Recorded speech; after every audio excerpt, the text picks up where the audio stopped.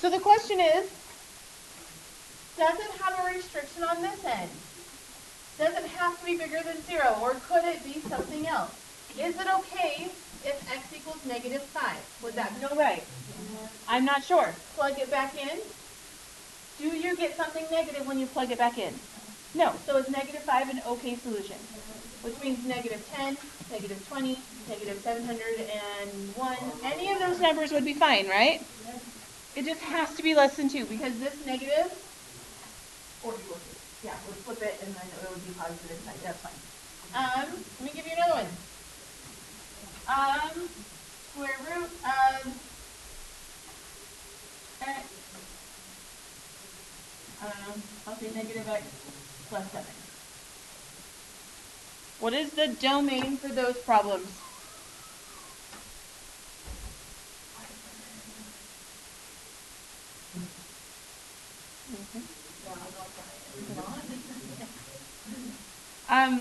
I'm just throwing problems at you. If you want to like write them down, like the page on the back of your calendar is blank. You can use that page, like the green paper.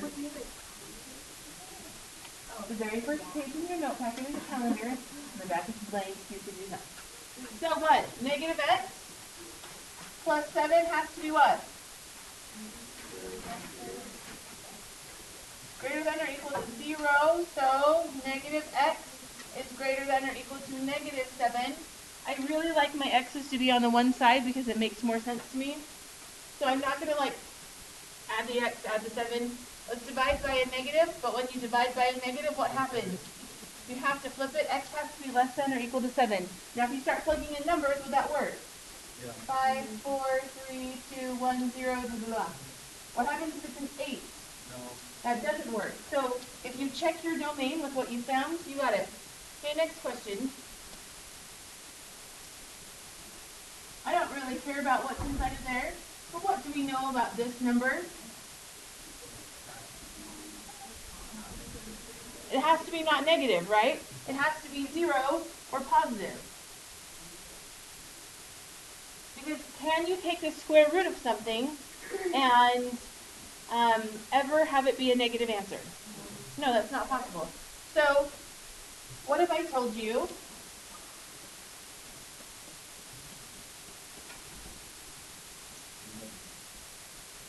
now this will restrict the domain because we know this one has to be greater than or equal to 0, right?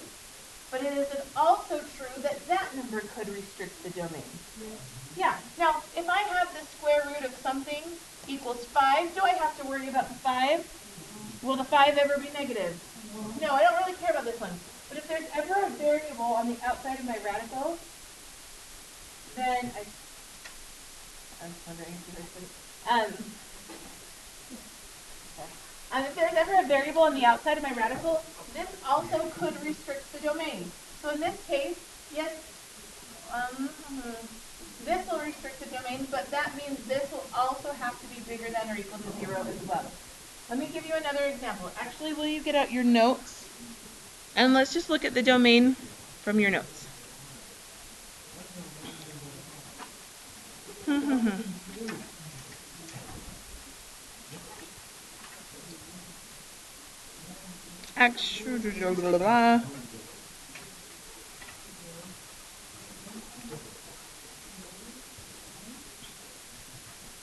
I lied.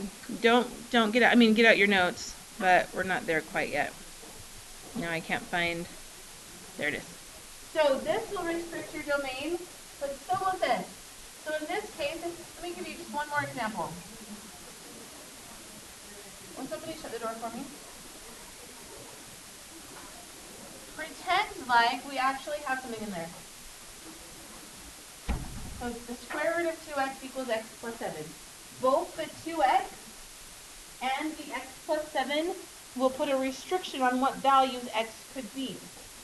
So in this case, 2x would have to be greater than or equal to 0, which means x would have to be greater than or equal to what? 0. Is that all right? Divided by 2. Yeah. Looking at this one, though, x would have to be greater than or equal to what? -7. Now these sort of go together, but one is a little bit more restrictive than the other. Which one is restricting more answers? Well, if I'm doing it on a number line, you've got, I don't know, let me see that or zero. Back row people, obviously front row people are fine. Can you see that? Okay. Which one's more restrictive? This one is saying x has to be here or greater, right? This one is saying x has to be here or greater. This one says these values of x are fine. This one says these values of x are not fine. So if I'm writing which one my domain is, which one should I choose? This is a more restrictive domain than that one is. This covers too many points. Does that make sense? Let me give you one more. I hate that one. Sure, because it's so non-committal. Who said, I know you. And I probably say I hate that word every single time. Let me give you one more.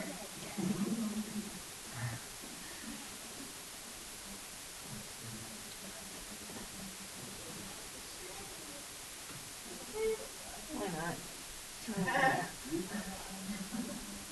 Okay, so there are two parts that could restrict the domain here.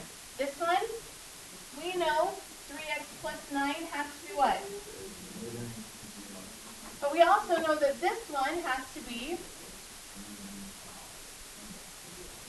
right? They both have to be positive. Are you okay with that? I'm going to throw something. Okay, what? So from here, 3x is greater than or equal to negative 9, which means x has to be greater than or equal to negative 3. So from this, the square root, all of my x values would have to be greater than negative 3. Is that okay? Because if they weren't, that means I would have negative numbers inside the radical. But from here, x has to be greater than or equal to negative 5. Which one is restricting more points on the domain? This is my domain then. Is that okay? It's half of what we're doing. So if you're looking at the number line, so here's 0, here's negative 3, here's negative 5. Is that okay? This one right here is saying x has to be here. From here up. Is that all right? The other one is stating x could be any of these values. So this one is restricting more of the x values. It's more strict. We want the one that's going to be more strict. This one right here.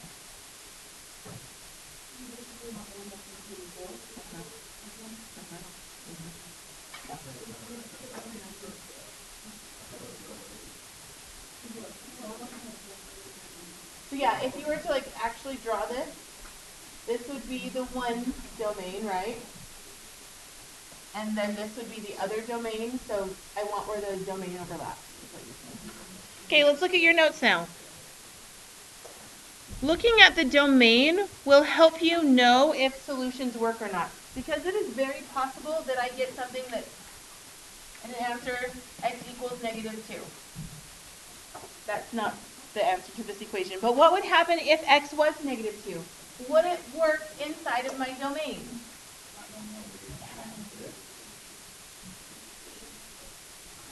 Would that work?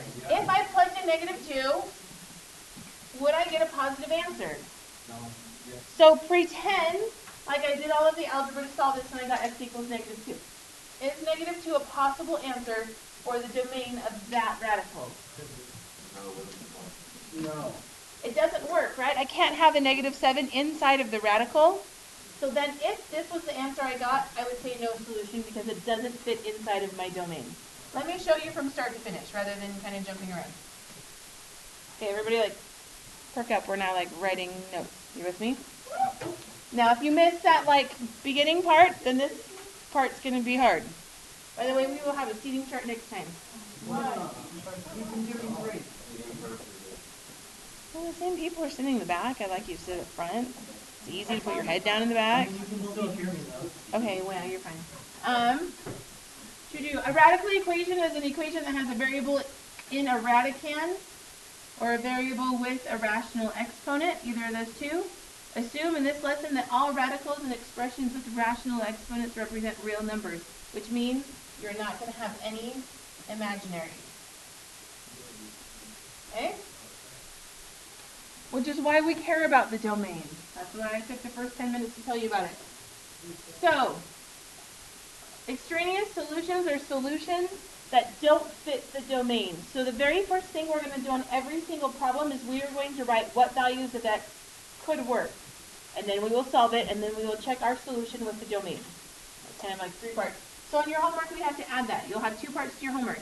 Now when you solve a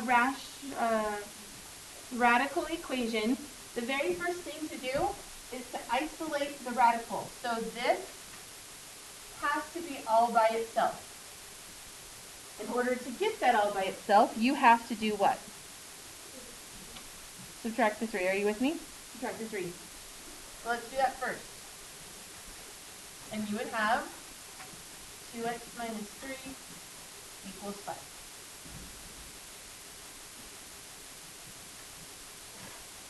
Now, it might take more than one step to isolate the radical. In this case, it only took 1. Step 2 is very specific for square root.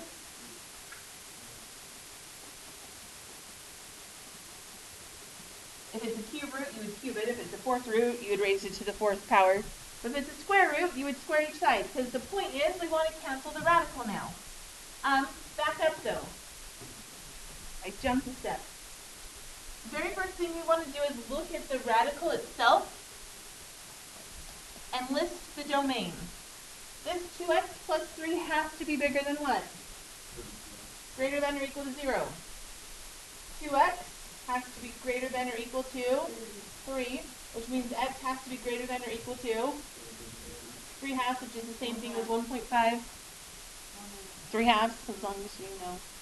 So whatever answer I get for x here, I'm going to check it with my 1.5 to make sure it's bigger. If it's not bigger than 1.5, I'm going to say there's no solution. Does that make sense? Yeah. Yes, Chris. Okay, you tell me how to tell like 7 different times, but I still don't know. So how did you get the zeros up above all of those? Right here? Yeah. Because any number, in order for it to be a real number, if it's inside of a radical, has to be positive.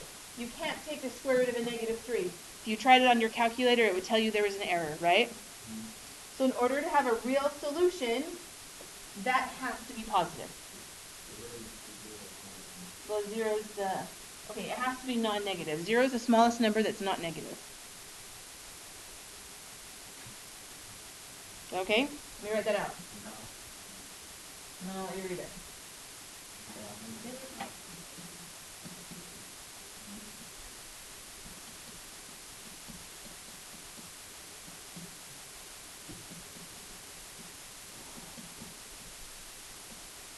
Because it's the smallest number that's not negative, that's why we put it there. Well, the 8 and the 5, or the 3, we don't really care about, because that's not going to give us an imaginary solution. The only thing that's restricting our domain is the radical. The radical is 0, and then we compare it to something. Can I go through an entire process and then maybe ask your question? Because maybe finishing this off will help clarify. Okay.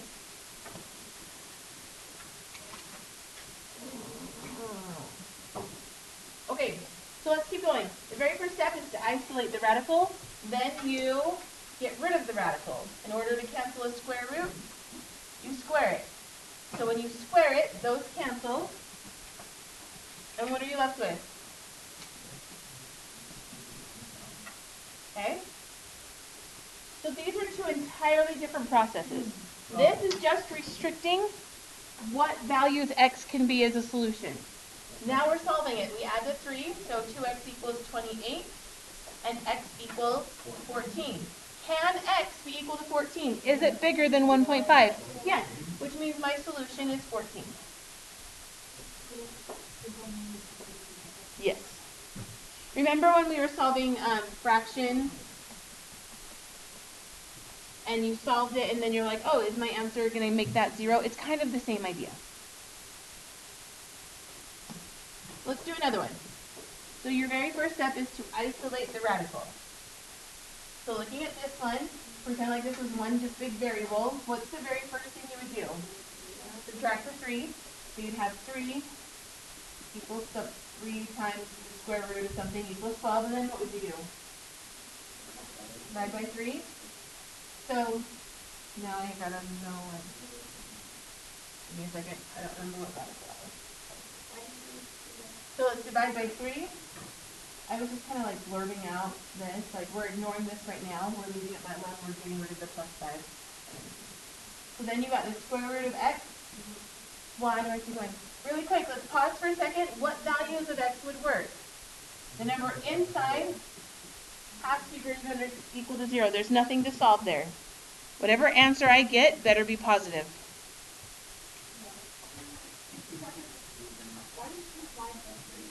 Because I have to get the radical by itself. I subtracted this 3. I got the 12. And then I divided by this 3. I got the 4. Once you isolate the radical, what's the next step? To get rid of the radical, right? How do I cancel a squared? Not what you said, I just pointed around. You square it. Sorry. X equals 16. Does that match our domain? Does that fit in our side of our domain? Yes? So we can say, yes, that is the solution.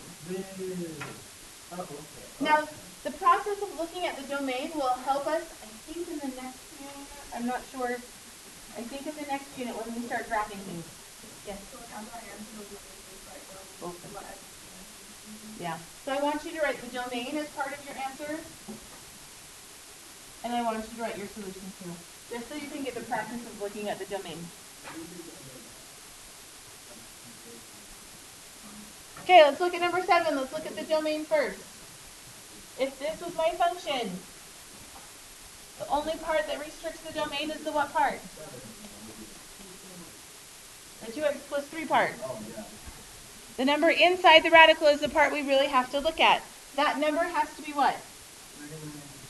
Yeah, not negative.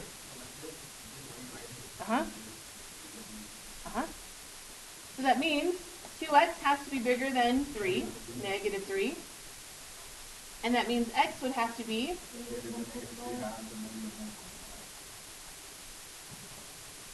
so whatever value I get for x has to be bigger than negative 3/2 or negative 1.5. Is that okay? X can be negative, but when you plug it back in, that's when it can't be negative. So this can't be negative, x can't be. All right, let's solve it. What's the very first thing to isolating? Oh, yeah, Chris. So, okay. So, actually, the whole making sure it comes right. Uh-huh. Divide the 3 by 3. Uh-huh. For here? Yes. Is to get x by itself, yes. Okay. Maria?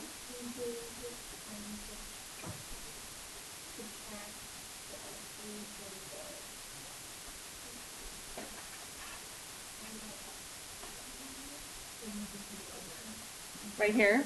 Yeah, subtract the 3. And then divide the 2.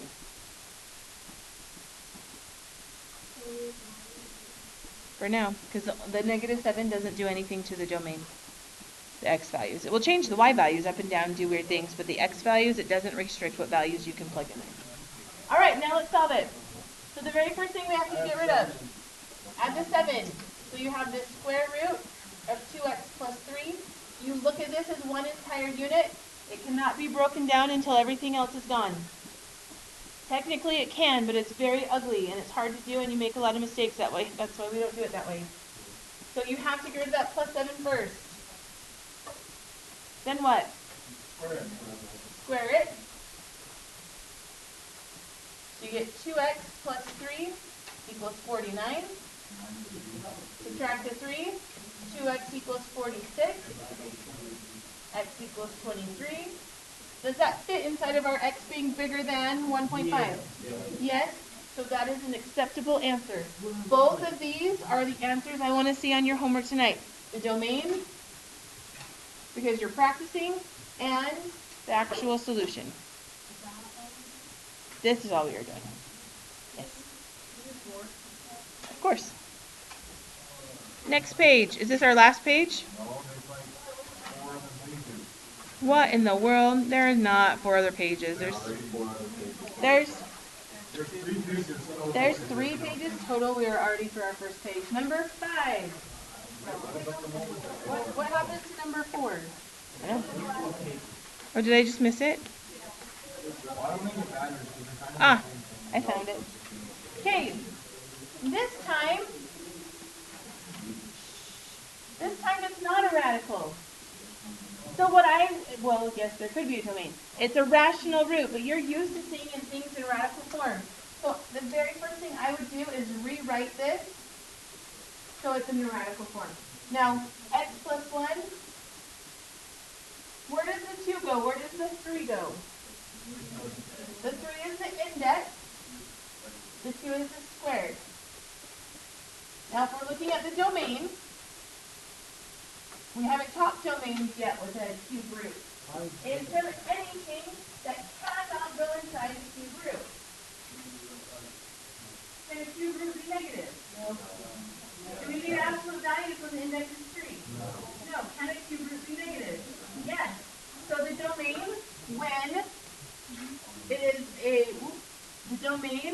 when it is an odd index, is all real numbers.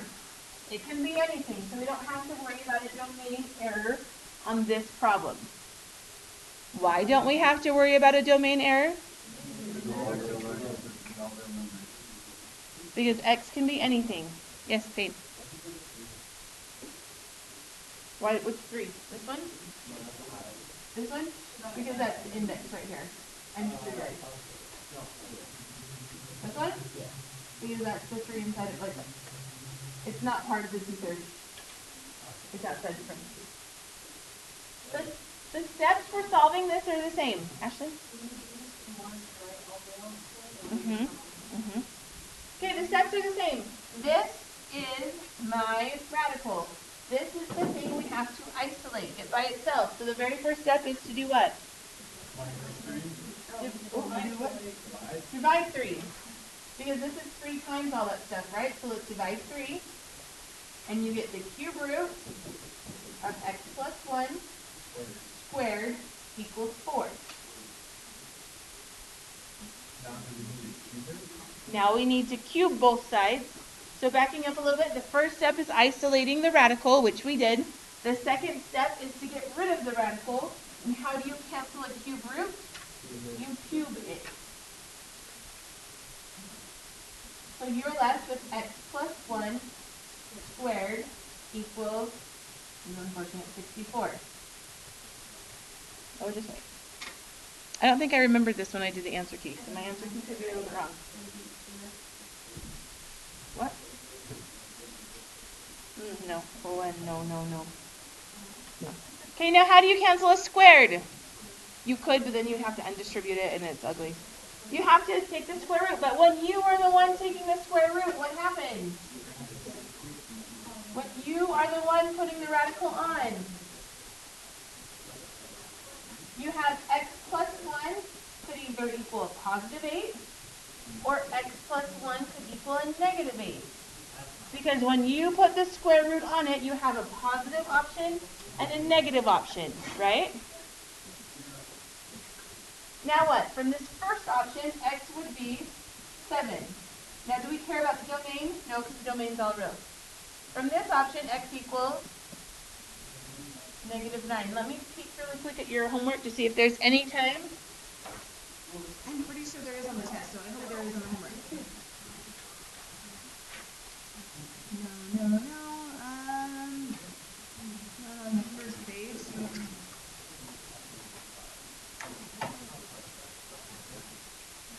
There is no time on your homework where you'll have a positive and a negative. Dang it, I need to add that for next year. But not this year. But that's what you would do. Okay, so on your own, try number 5. Number 5 is a whole lot like number 4 that we just did. I'm going to pause my recording. Just don't let me forget to turn it back on. I'm not sure. Okay, let's see how you did. The very first thing I would do is rewrite it so it's a radical, because you're used to seeing things in radical form. What index is this? It's the fourth root of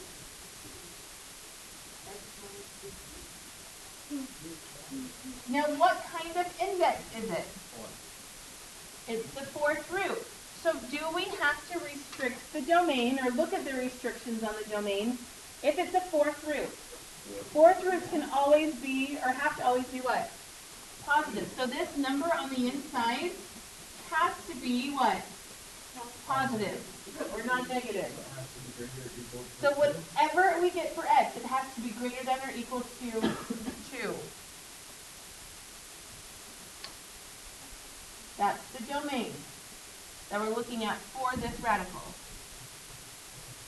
Questions with that part?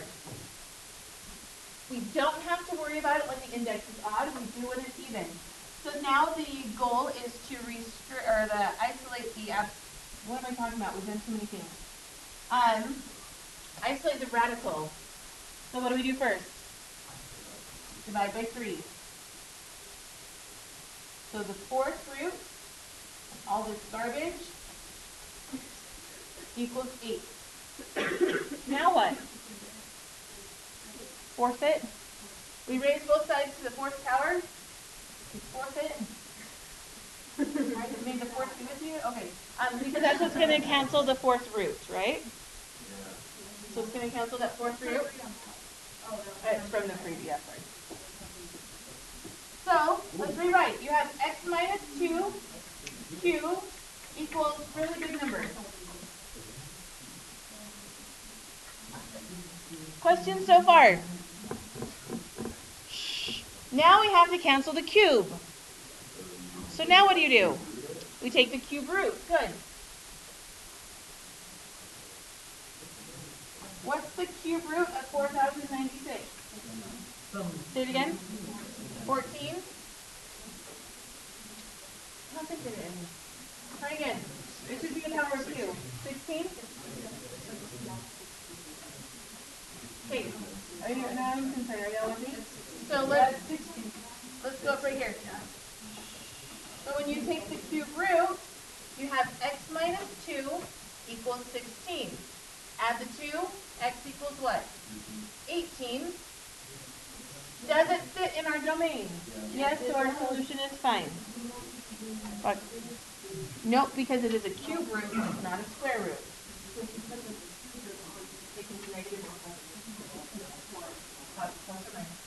So let's come up with a rule really quick. Notice on this question, we did not need a plus or minus. Why? Because it's a cube root. On the previous question, we did need a plus or minus because it's a what? Square root. So what if it was a fourth root that we put on? Would you need the plus or minus choice? Yes. So you need the plus or minus when you are putting on what kind of radical? Even radical. Good. Let's try number 6. Let's try number 6.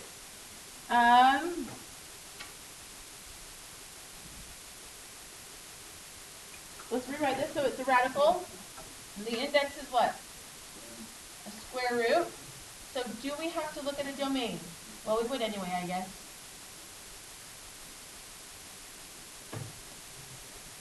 Because it's a square root, that means the number inside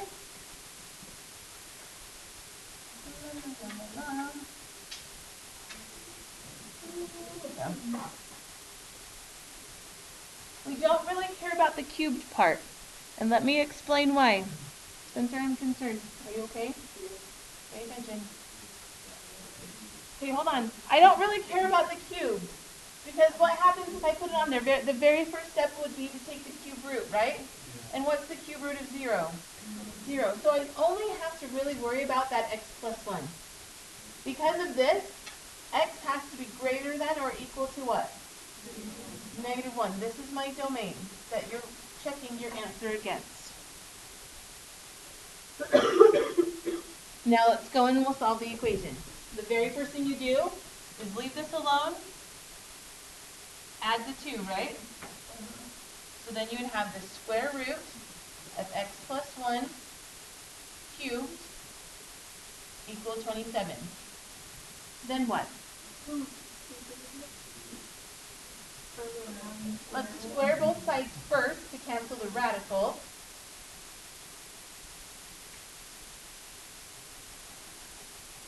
(27 cubed is big. 729. Is that okay? Now what? Take the cube root. Do you have to do a plus or a minus option with a cube root? No.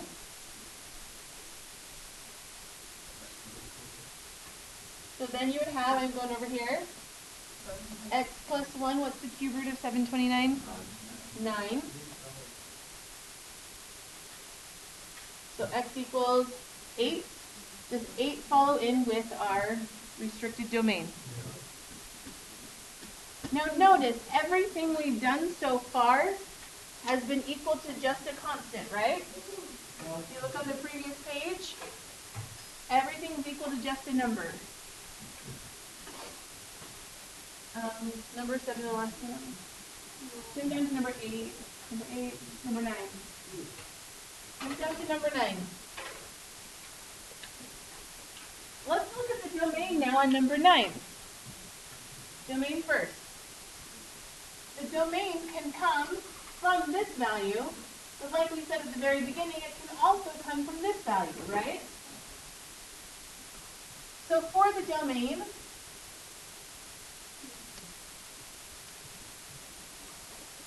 negative 3x minus 5 has to be greater than or equal to 0. But it is also true that x plus 3 has to be positive or non-negative.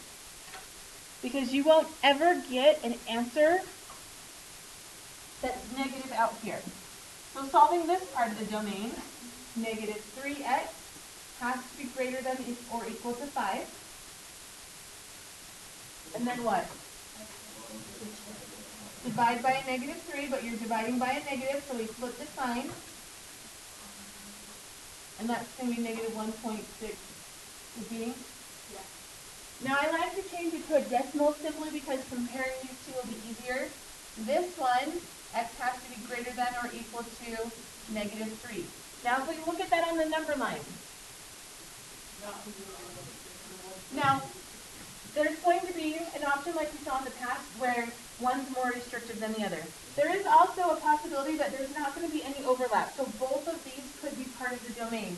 So if this is 0, this is negative 1.6. The first one's saying everything this way, right? The next one's saying everything this way, right? So the overlap would be here. Is that okay? That means my answer better be between those two numbers. Does that make sense? Now solving this is going to be, both of them are part of the domain. Okay? So for my domain answer, I'm going to list both of those. Now let's go back to solving this. The radical is already isolated, right? Okay? So how do you cancel a radical? You square it. Now when I square this side, I get negative 3x minus 5. I'll be lifting it up in just a second. What happens when I square this side?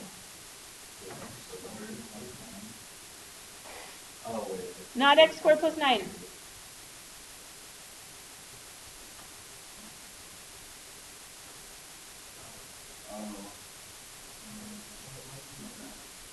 I'm squaring it, which is multiplying it by itself. So you would get what? X squared plus 3x plus 3x plus 9. Now you have to remember how to solve a quadratic equation. It's been a little while. Soon, maybe, depending on different factors. In order to solve a quadratic equation, you have to get everything to one side, right? So let's combine like terms here on the right first, and then we'll move this over, because I need it to equal 0 soon. So combining like terms, you would get x squared plus 6x plus 9 And then I'm going to move the 3x over, right? So you would get x squared plus 9x, and then let's add the 5 plus 14. So 0 equals x squared plus 9x plus 14. Now how do I solve it? I either need to play the game and factor it, or use the quadratic formula. So if factoring works, we'll use factoring because it's factored, right? So 7 and 2.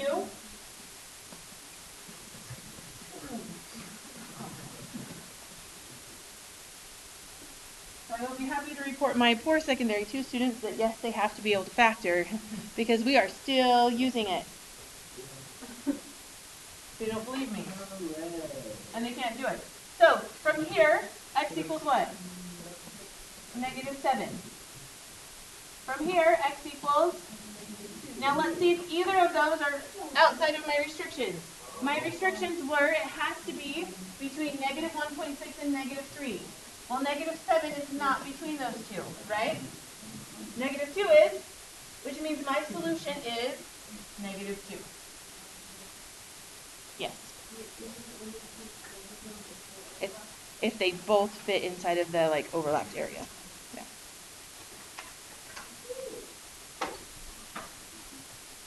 Good. Let's do another one. I know that's long. Look at that, how many steps that took. That's long. But I love it every second of it. Makes me so happy. It makes me so happy. You don't laugh at me. It's not nice. It makes me so happy. All right, let's do it again. The very first thing you would do is what? Yeah, probably change it to radical form. What kind of root is it? It's a square root.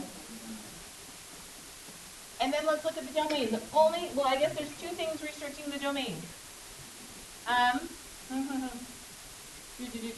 Give me 1 second. Before we restrict the domain, I want to isolate the variable. So let's add the 1. Okay. So there's two different parts that could make my domain do something weird. This one and this one. This x plus 3 has to be greater than or equal to 0. But the x plus 1 has to be greater than or equal to 0 as well. Which means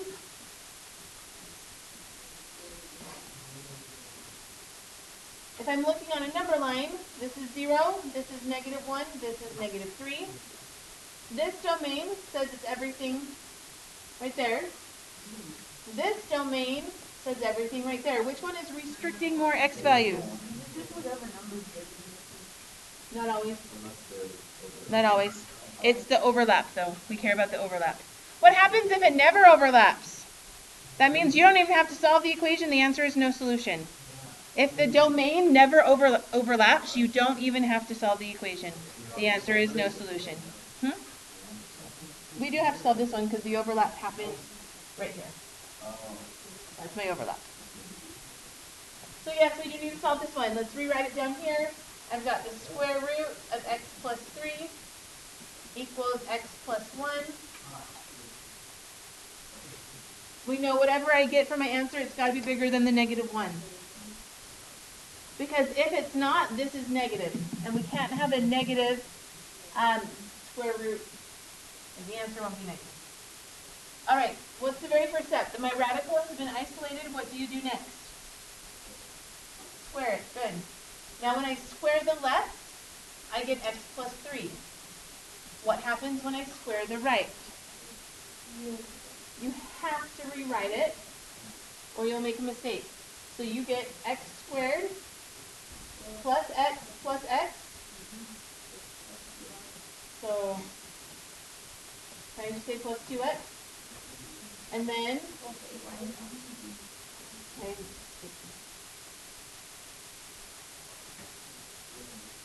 okay, hold on.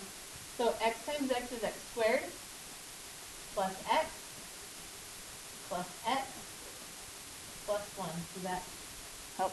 Yeah.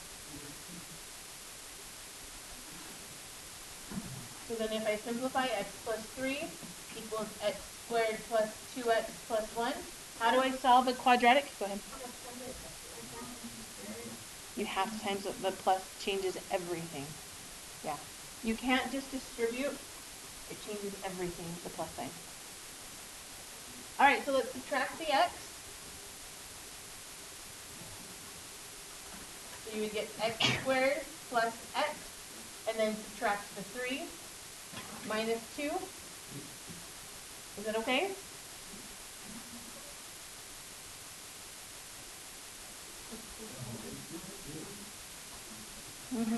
Questions? No? I subtracted the x, 2x, and then subtracted the 3. So, can we play the game? What multiplies to a negative 2 adds to 1? 2 and 1. Which one's negative?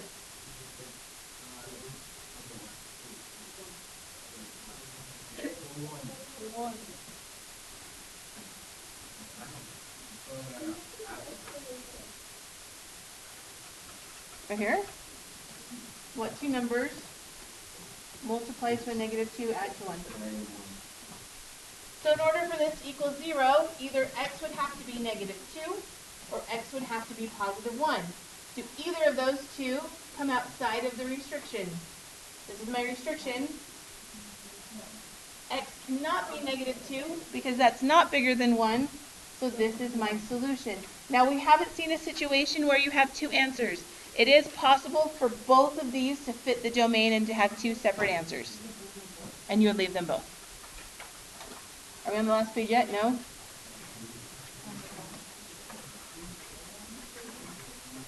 Ooh, last thing. Hold on. If there aren't any of these on your homework, I'm not going to do them.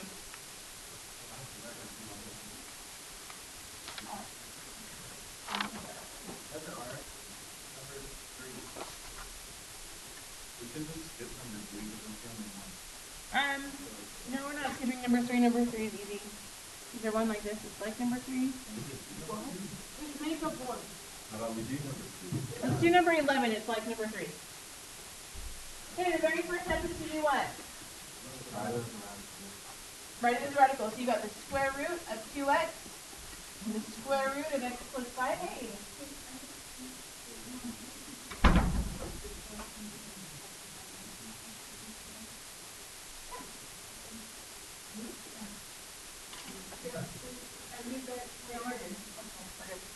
Okay, so we've isolated the radicals. The radicals, well, let's talk domain first. From the domain, either 2x has to be what? Greater than or equal to 0? Is that okay? Yeah. Which means x has to be greater than or equal to 0? Is that okay? From this radical, x plus 5 has to be greater than or equal to 0, so x is what? Greater than or equal to negative 5. If we're looking at our number lines, 0, negative 5, which one is the overlap? The overlap happens right here, so that's the domain we're looking at. If it's outside of that domain, the answer won't work. Now, each of the radicals are already isolated, right? So what do I do? Let's square it. Now, what happens when I square it? Both radicals cancel, so you're left with 2x equals x plus 5. Now, is this a linear or is this in quadratic? This one is linear, right? How do I solve linear? Subtract the x. We have x equals 5. Does that fit our domain? That is our solution then. Just to make sure you guys are good, will we try number 14? Actually, yeah. Oh, I wonder if we have one.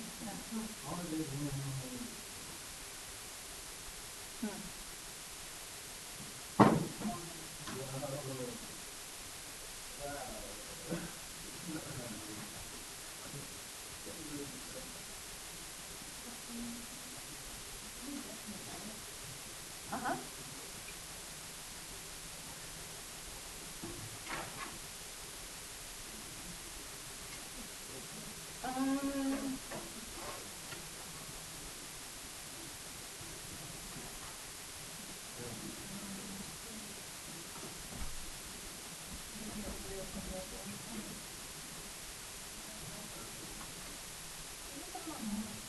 Yeah, I want to do one more now on the homework, then you guys can go for it. Okay, number 14, you subtract the 7, you get 5 square root x equals 1. Divide by 5. So you have the square root of x equals 0.2. And then what? Square it. So x would equal what? Is that right? Did I screw up? Now, is this the answer? We didn't look at the domain, but is this the answer? X has to be greater than 0, right? So does that fit? Yes. I want to show you number 16. I rewrote number 16. You don't have to do it. I just want to show you. Okay, awesome. Now do the new 16. Or just watch. I just want to show you something. In this problem, how would you isolate the radical first? Is that by itself? Subtract the 5. Good. So you have 2 times whatever that is equals -3. Then what? Divide by 2. So you have the square root of something is going to be a -1.5. I don't care what this is. Will you ever get a -1.5 after taking the square root? No. So you don't even have to go any further. This situation would be a no solution. Will somebody please tell me why? So if I were to, yeah, like I'm never going to take the square root of something and get a negative answer, so no solution.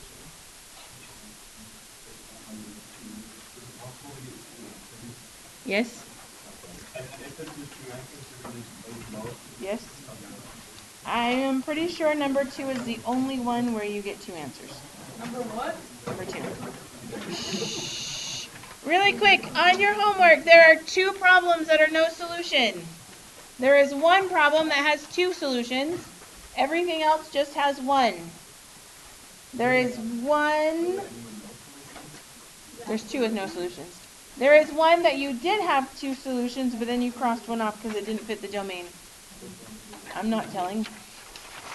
And then when you find a variable that doesn't work, really quick, when you find a variable that doesn't work, it's called, what's it called?